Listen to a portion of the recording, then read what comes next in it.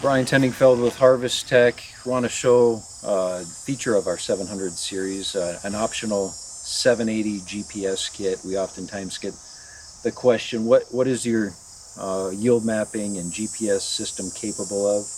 Well, in the 780 GPS system, pretty simple. You got a Garmin puck that's recording all the information on the baler. And we're obviously on a small square here, but same kit for rounds, large squares.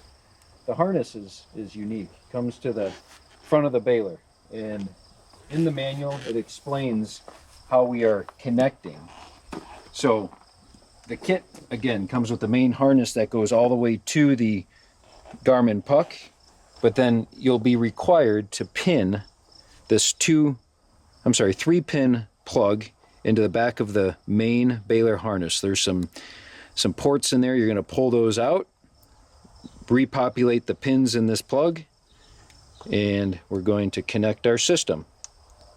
When that's connected, we have power to the Garmin GPS system, and we're then recording. But we do have to set up the system in the Precision Baling app or your ISO display. So prior to the GPS system being turned on, might be difficult to see, but you've got a black box around your moisture histogram.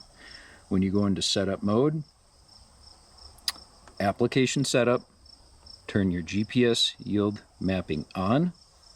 You will set your GPS receiver, the swath width, depending on how wide of a swath you're making. So 2 windrows raked into one, about 26 feet here.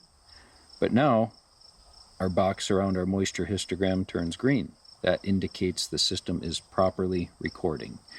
That is, again, the simplicity of the 780 GPS GPS system that records and does yield mapping on our 700 series.